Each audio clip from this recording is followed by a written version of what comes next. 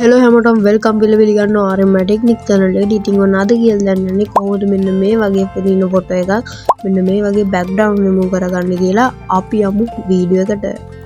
ඉතින් වීඩියෝ එකට ආවට පස්සේ අපි මුලින්ම ඒක කරන ඇප් එක තමයි photo room AI photo edit කියන ඇප් එක. ඉතින් සර්ච් එකක් දාලා ඔයාලට මේක ඩවුන්ලෝඩ් කරගන්න පුළුවන්. දැන් මම මෙන්න මේ ඇප් එක ඇතුළට යන්නම්. හරි මෙන්න මේ වගේ තමයි ඇප් එක ඇතුළට ගියාම පෙන්නන්නේ.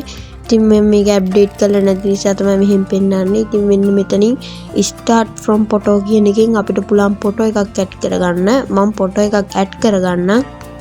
හරි මම දැන් මේ වගේ ෆොටෝ එකක් ඇඩ් කරගත්තා. ඔයාලට පේනවද ඊළඟ ගිහලා මෙන්න මේකේ බෑග්ග්‍රවුන්ඩ් එක remove වෙනවා. හරි දැක්කද ගාන්ට එක බෑග්ග්‍රවුන්ඩ් එක remove වුණා.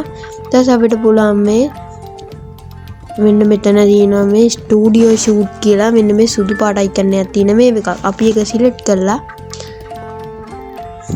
ඔයාලට පුළුවන් මෙන්න මේ දැල වගේ අයිකන් එක උඩ ඒක සිලෙක්ට් කරලා මෙන්න මෙතන එක්ස්පෝර්ට් දුන්න ගමන් ඔයාගේ ඉමේජ් එක ඔයාගේ ගැලරියටම සේව් වෙනවා. අපි යමු ඊළඟ ඇප් එකට.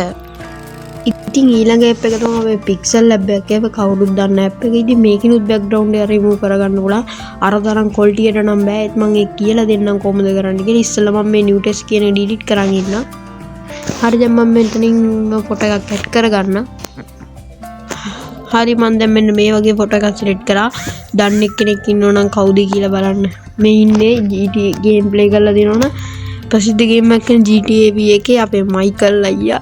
ඉතින් මෙන්න මේක මම ඉතින් මේ සුදු පාට ෆොටෝ මේ බෑග්ග්‍රවුන්ඩ් එක remove කරගන්න මම කියලා දෙන්නම්. මෙන්න මේ රවුම් අයිකන් එක උඩ සිලෙක්ට් කරලා පල්ලෙහාට ගිහින් ඔයාලට මෙන්න මෙතන erase color කියලා බලා ගන්න පුළුවන්. මම එන්න මෙතන සිලෙක්ට් කරලා enable කරලා enable කරගාම මෙන්න මෙන්න ගානට බෑග්ග්‍රවුන්ඩ් එක remove වෙනවා.